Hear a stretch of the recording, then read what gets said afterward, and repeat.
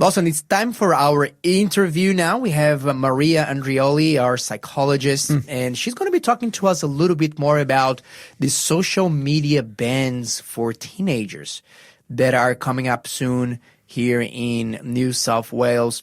And Maria, good morning to you. Thank you so much for talking to us about this subject. Morning. Thanks for having me. So, Maria, can you tell us a little bit more about this ban? What is actually exactly going to happen? Yeah, so here's what we know so far. It seems that it's going to be starting up, sometime early December, so coming up really soon, and it's going to affect kids and teens under 16. So there will be restricted access to social media platforms. It seems that under 14s will have basically no access to the big social media platforms, and ages 14 to 15 will have restricted access. Okay. So there's probably going to be some kind of age verification as well. So it's not going to be as simple as kids just lying about their date of birth. It seems that there is going to be a process. And it seems that it's not going to happen in phases. It seems it's going to happen all at once. That's kind of what we know so far, but there's a few details that we don't yet know. Okay, so why do you think that the New South Wales government is legislating for that? So what is their motivation? Well, I guess for a while, people, parents, and just everyone, adults, professionals, have been concerned about the impact of social media on young children's and teenagers' mental health. And there is a lot of data out there that it does, early kind of social media use is correlated to anxiety, depression, body image issues. We have, I think recently we had quite a tragic loss of a young girl in New South Wales because of social media bullying. And I guess also just the exposure to harmful content. So there's many valid reasons why people have been concerned about young people being on social media a little bit too early before they're maybe able to properly filter and understand some of what they're coming across. And what is, Lawson, sorry, you want to say something? So Maria, what is your perspective of that? Let's start with you as a parent. Do you welcome that? Are you concerned with that, or is it not really? It's maybe indifferent to you. What's your perspective on that as a mother, as someone that is helping to raise young children? Yeah, look, I'm quite hesitant with social media for my kids. They're tweens, and I've limited it. My boy doesn't, have social media at all, and I wasn't planning on giving him access until he was around the age that the government is allowing it. So I do completely understand the concerns here. My kids don't have phones yet, and I suppose I've been quite protective. So what are their ages roughly? Yeah, so they're 10 and 11. Okay. So you as a parent, you chose not to expose your kids to social media, so they don't have social media accounts, they don't have cell phones. Why did you make that decision? How did you cope? Because wouldn't other parents around just look at you as a bit of an alien and say why are you doing this? Every kid seems to have a smart device in their hand. What's your how did you respond to that? I think being in my job where I'm constantly working with young people, teenagers, and just seeing some of the content that, they're exposed to quite early on, I guess I'm so aware of what is out there on social media and what they're coming across. I think that paired with, the research that does show the impacts on mental health when there is that early exposure. So it is a little bit more of a protective stance. But I just personally have just been quite cautious, and I don't plan on keeping them off it forever. I do want to gradually introduce it in, a way that little by little, and really just in a very teaching them way about how to approach it. But that's just something that just a personal choice that I've made as a parent is to just hold them off it a little bit longer. But what about parents that feel that if they limit or restrict their children's ability to interact with social media, that their kids are missing out on nice things? Yeah. What would you say to that concern? Look, I completely understand it. And look, I just want to be upfront and say that I have seen families approach giving their kids phones early on quite well. I've seen families who've really taught their kids how to, use social, well, maybe not social media, but just use their phones in a way that's, quite limited, not over the top, knowing when to take a break. I've seen families do it incredibly well.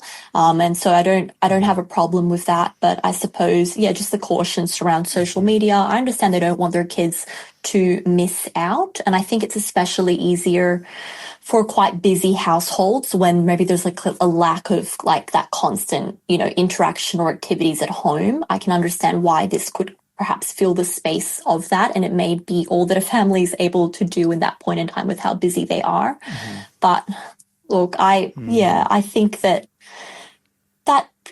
face-to-face connection, that time, with your children going outside is priceless as well. So I think as long as there's a balance there and it's not replacing other forms of connection. Mm-hmm. Yeah. Absolutely. And so as a psychologist, like when you look in your practice and you are offering a therapy to let's say a teenager or a child, what are the effects that you have seen that social media caused on? So you mentioned a few statistics that are linking social media usage to low self-esteem and anxiety and depression and other things like that. But have you ever witnessed or seen that firsthand in your practice? Can you give us perhaps a little example of how that can affect a child in real life? Negatively. Look, I suppose when there is a lack of connection at home, mm-hmm. or perhaps that child is struggling with connection at school for whatever reason, and they find a lot of that connection online, they're quite vulnerable, to what they're coming across online. I've actually had quite a few young teenagers who obviously really busy households and just understandably the parents are quite stressed. So the kids, they're spending a lot of time online and they're really learning a lot of really unhelpful beliefs, ways of viewing the world and ways of just managing conflict and friendships through TikTok. I've seen it more than once, and I'm not saying TikTok is like inherently bad, but just like how vulnerable these kids are to just taking all this information online and really internalizing it. But look, something I do want to say that I think is really important as part of this discussion is I've also witnessed the response that kids have been having to this upcoming social media ban. And as I said, look, as a parent, I personally haven't, given my kids social media or even phones yet. And so when I heard about the bans, I was initially like, yeah, like this is great. But then my clients started rolling in and I've seen some pretty big emotions and fear for some of my clients about the upcoming social media bans. And that's been quite eye-opening and shocking for me to see. Can you share with us a little bit? And what do you mean? Like when you talk about your clients, are you talking about children or are you talking about their parents or perhaps both? What's been the response and the reactions that you've witnessed? Yeah, so I've had a few young teenage clients. As we've talked about in the past, I work a lot with neurodivergent teens. And we've talked a bit about autism. We've talked about, in our previous chats, just the challenges with kids on the spectrum being able to make connections in the real world, right? So a lot of these kids who struggle with social connections naturally gravitate to online communities, online groups where they've found a real safe place and a place of understanding. So this is kind of the situation that a lot of my clients are in. And so it's these ones who have just had this immense fear about the upcoming bans. And I'm talking quite big emotions that even for me as a psychologist was quite surprising. And I suppose it's the first time something like this is happening. So I've never seen it before. And at first it was quite confusing. Like, why are we getting, why is it so big? You know, this ban, it's social media, but then it's like, hang on, for some of these kids, social media is their primary sense of community, their primary sense of belonging, and their primary coping strategy for when life gets tough. And suddenly there's this announcement that it's all going to be taken away. Oh, wow. All at once. So they were grieving really the loss of what is for them the one of the few safe places where they can be themselves and get the support from other people.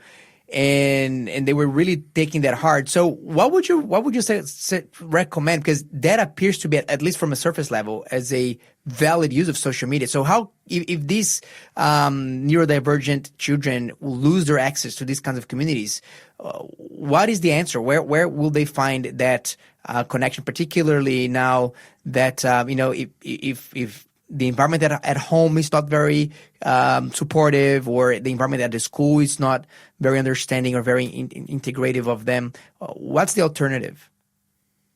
Yeah, I like that you use the word grief there, because that's really what it is. It's like this anticipatory grief. But so on your question, the APS, the Australian Psychological Society, released a statement to, parents, teachers, families, just everyone who has anything to do with children, which is basically all of us, and just letting us know, this is the first generation that's undergoing a ban of this kind. Since, social media was released. So we just kind of have to expect the unexpected and just be really tuned in to the potential psychological impact. I mean, even me as a psychologist, I was surprised by some of the emotions I saw coming through. So just being really aware that for some kids, this is actually going to be pretty big. And just giving them a space to chat about, fears, feelings. If you have a young person in your life who you feel falls into this category of a vulnerable young person who perhaps is deriving a lot of their meaning from their online communities, it's probably worth to check in with them to see how they're feeling about the ban and what kind of support. And obviously, the best thing to do here is try to provide alternate social supports, like youth groups, clubs, or potentially investigating what kind of online communities will still be accessible through the ban, because we're not entirely sure what it's going to look like yet. Absolutely. And I think that for us as Christians as well, that have churches, really asking the questions like, why can't we as a church be that safe space to support, particularly for teenagers with neurodivergencies, and that there might be at a vulnerable spot. And I think that the ball is also on us as church members, church leaders, Christians in general, to say, hey, is this a need that we're able to, are we able to serve in that space? And I'm sure that the Holy Spirit might be able to guide us. That's perhaps an opportunity to serve and to reconnect in a healthy community, as something that was provided by a virtual environment, which not always you know if the intentions of the people behind are good or noble or harmless to these children. Yeah, that's such a beautiful point that you've raised. And that's what I always tell families I'm working with when they are saying that their child is addicted, to like the online world. I guess my first question is why? What are they looking for? What have they found there that they haven't been able to find in their real world? Is it connection, or is it just the ability to be able to cope when life gets tough? And we as the church are designed to be the ones to feel that need for community, connection, and support. Absolutely. So that's such a beautiful point, and something that I think we need to focus on through this as well. Absolutely. Maria Andreoli, thank you so much for sharing your perspective on the upcoming social media bans for teenagers here in New South Wales. Really appreciate your expertise, your insight, and we are looking forward to have you again with us on the show. Thanks for having me.